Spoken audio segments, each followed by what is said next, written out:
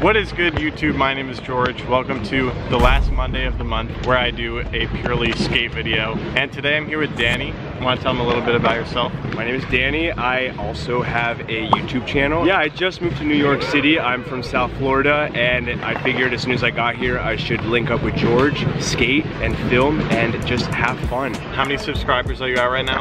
I am at 575. Danny is out here in New York, helped a ton with this video, on the grind.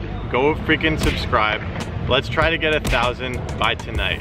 Oh man. This video is 5 tricks you can learn in one day, part 2. The first one of these, I will link it down below, was my most popular video in a very, very long time. I feel like these videos inspire you guys to get out to the skate park and try to learn them, and that's really my goal. Just inspire you guys to get out there, spend less time watching other people skate, thinking you're never gonna get that good, because the way you get good is by riding the board and trying new tricks over and over again. Speaking kind of on that, the whole riding your board and like getting better, I feel like ever since I moved here, I'm on my board so much more since I'm skating everywhere. Yeah. That I'm feeling more comfortable just skating in general. That's so true. Well, let's get into the tricks. Trick number 1 is the boneless. Now, I do want to mention that in part 1 of this video, I talked about the bean plant, which is a variation on the boneless, but the boneless is more common and I think a little bit easier. I haven't seriously done a boneless in like 10 years. It's just a trick that I don't really practice. So it was kind of interesting to relearn it in a sense. When we broke down like the little step-by-step, like how to do it, through going over that, I kind of now feel pretty confident with bonelesses. Not going onto ledges though.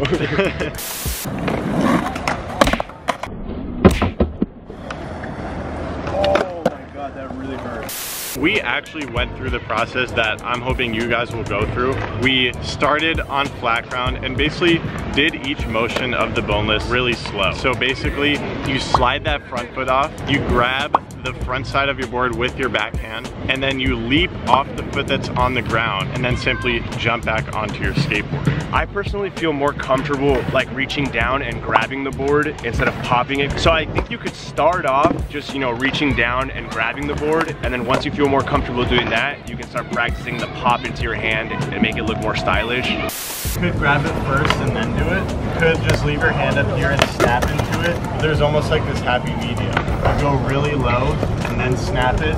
You can almost catch it just before it even snaps. It's a little easier on your hand. So I think boneless is a really cool trick to learn because you can start off, you know, just doing it stationary or riding, but there's definitely other things that you can do with the boneless. You could boneless onto something, you could boneless off of something, you could boneless into a grind, into a tail slide. You did the boneless 360, right? Did you land it? Oh, I didn't land it. Holy crap, dude. Well, you got the boneless 180. Yeah, you can do boneless 180. If your skate park has a hip, boneless is a trick that can look super sick. Like if you just blast it off the side of the hip. Also on a quarter pipe. And this is step 1, is learning it on flat. I'll just do a flat ground trick. All right. Oh, that was sneezy though. That was sick. Trick number 2, it is the ride on grind and the jump on grind. These types of grinds are the way for you to first feel that beautiful grind feeling on your trucks. It's one of the best feelings. And these are pretty simple. And that's definitely something that I used to do when I first started skating because I was scared to ollie onto like ledges and rails and stuff. So I would always put my board on like waxed curbs, yeah, or like a small box at the skate park and just like haul and just jump on it. And like I really enjoyed it because like you just said, I loved feeling like I was grinding. Right. And what it did do was it helped me to learn how to come off of grinds. So that way when I started ollieing into grinds, I was more comfortable with coming off of the grind. Yeah, let's start breaking down the jump on grind. First of all, place your board with your wheels all the way locked in. It's gonna make it a lot easier. And then what I like to think about when I'm jumping on is keeping my weight directly over the board. So you really just wanna jump over your board, look straight down at it, be nice and centered, and then just start grinding and stay low, bend your knees, put your arms out. The next challenge of this is getting out, like Danny was talking about. I would say the easiest way to do it is to drop off the end, which is just like dropping off a curb, and basically you just lean back a little until you drop off. After you kind of learn to drop off, you can kind of start learning how to pop out early to the side. Yeah, and for popping out early, I don't see why not just stand on the 50 and just try to lift and pop off to the side, and then jump on, grind, and do it. Here, can you move your face over a little? There you go.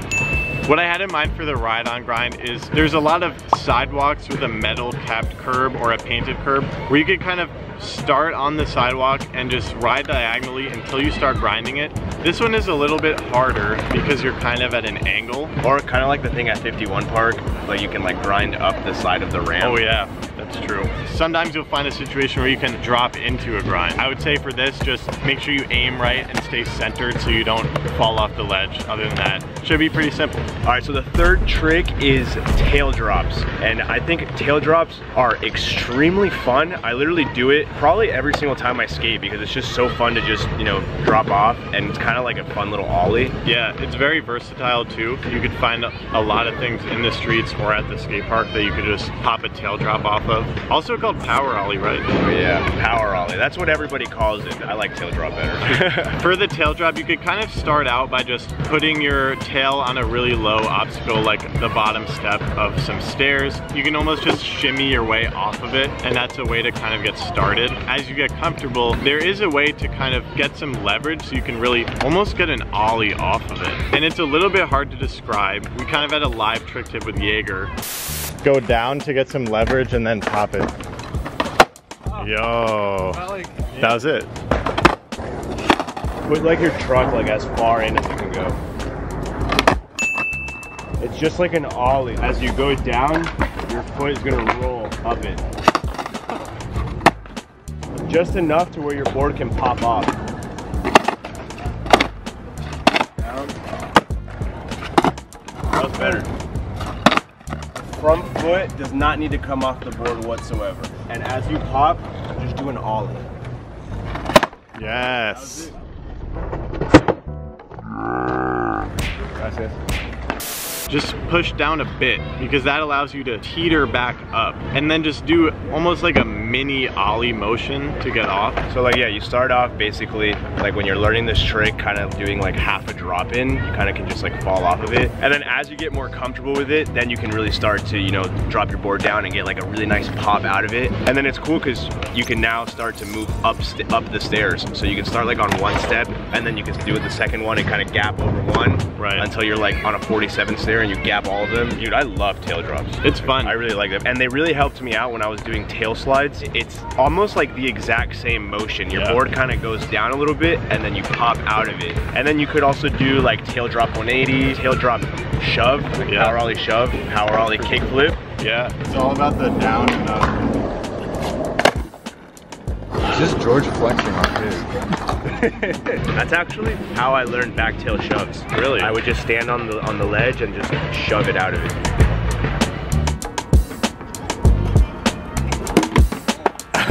This is a little bit stressful.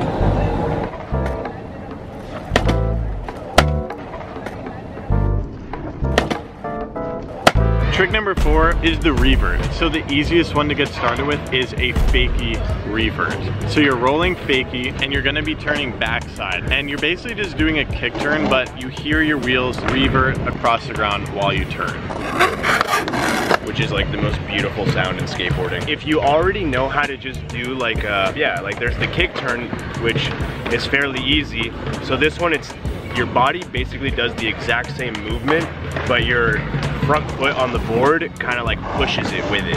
And one that I was really stoked on to learn when I was younger is a backside Reaver. You have to lift your front hook up and really swing yourself around. And that can look super stylish. Yeah. Especially like if you land a trick and then you know, push a little bit and then you just like do a little backside Reaver. This is like something that kind of gives you more style, and it can make you just more comfortable on your board in general, being able to move your body in certain ways. It's like a twisting motion. So if you eventually want to learn like back 180s, it will help you with that type of motion. Right. Those wheels, you'll learn quickly, are not gonna slide if you're not fully invested in that full 180 Reaver. You have to want to go all the way around. I think winding up really helps. And then you kind of just push that back foot and let it take the wheels all the way around. You really got to commit to it. If you don't fully whip it, the board can just like stop and just, you know, right. you'll come off of it. Your wheels and the surface you're on makes a big difference. Harder wheels always makes you slide faster. Softer wheels is gonna make it a little bit more challenging.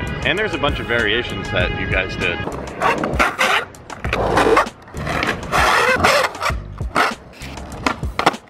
Oh! Even just that like little manual backside. Yeah, it's like, oh dude, that, oh man, I love that. I like to do that going over sidewalk cracks, just like, yeah, I do that all the time. It's a nice little skirt. Yeah. And that makes you look like, it shows control. The Reaver is cool because it gets you used to sliding your wheels on the ground, which is huge. It comes into play with so many tricks. One is the power slide, which is by far the coolest way to slow down on your skateboard. A lot of people just try to learn the, what is it, a frontside power slide? Yeah. And they just can't do it because they have no experience sliding your wheels. So definitely try out the ones we mentioned and then see what you can build upon. For me, I can power slide like long distances, but I can't do like what you do where you kind of just like, you know, and like kind of slow down. I cannot, like people when they do hill bombs, right, and they're like skirting it, I cannot do that. I had to learn it because we bombed a lot of hills where I grew up in New Jersey. Oh really? Yeah.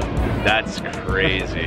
Nah dude, if I'm going down a hill, I am like going straight, and I have died many times. I'm not alive right now. Am I pro now? You should just beat up your viewers. Last trick, I really do think you guys can learn it in one day. It's the NoComply 180. It's a tricky one. There is a lot of danger of that board actually smacking you directly in the shin. Let me just go through the trick. So step one, slide your front foot off. You don't step off, you slide off. And when you do it right, your board will pop up. And that's the pressure you use to make this trick work. Once you slide off, I kind of pop like a front shove, and you literally keep your back foot on the tail and just coast it around to a 180. And the reason I think you guys can learn this in one day is because just like the Boneless, you can break it up into separate steps. Step off, do that 180, and then just step on. Got a little protest going on. So with NoComply 180s, George has this trick dialed, and I absolutely love when people do NoComply tricks. I think NoComply 180 is just one of the nicest tricks in skating. There's so many variations, I'm not even gonna get into it. Yeah, it's ridiculous. But NoComply 180 is just such a steezy trick that also, one, shows you have control on your skateboard, and also it's just a good in-between trick. Yeah. I can't really do NoComplies. It's just something that I never applied in skating. I just never tried to learn them. But now that I skate with George so much, he's doing them all the time, and it's inspired me to learn NoComply 180s, and I can't do them. I really can't do them. We're gonna put one in this video. I'm gonna do one. We're gonna put one in this video. Yeah, that was nice. One day, baby. One day, baby. I recommend trying to stand still and see if you could get that pop. And once you could do it with one foot, pop the other one on. And then when you get comfortable with that, try to do it a little bit faster. Just boom, step on, and then eventually just do the pop and then jump on at the same time. So with all of these 5 tricks that we just talked about, I think it's all about control. They're all about feeling more comfortable on your skateboard, and they're all about, in a sense, like finding your own style in skating. I think that not only are these tricks super fun and not too difficult to learn, they're also so important. They give you these essential skills that you will take with you through your entire skateboarding life.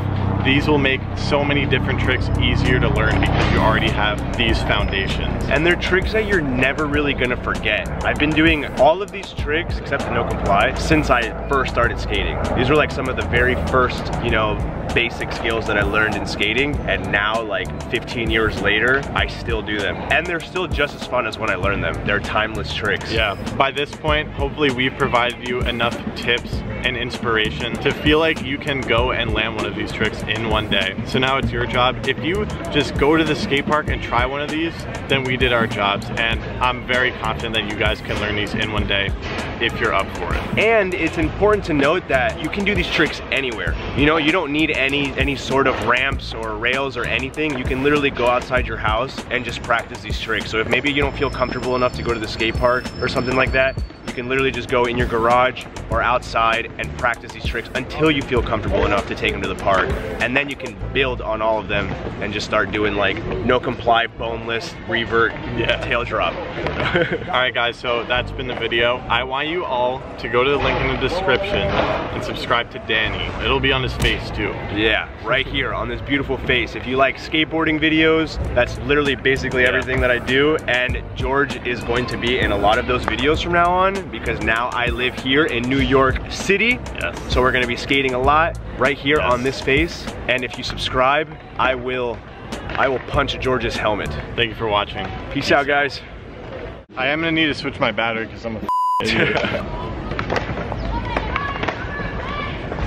I forgot. I don't know. The bonelesses, I haven't seriously done boneless. You could, but then you could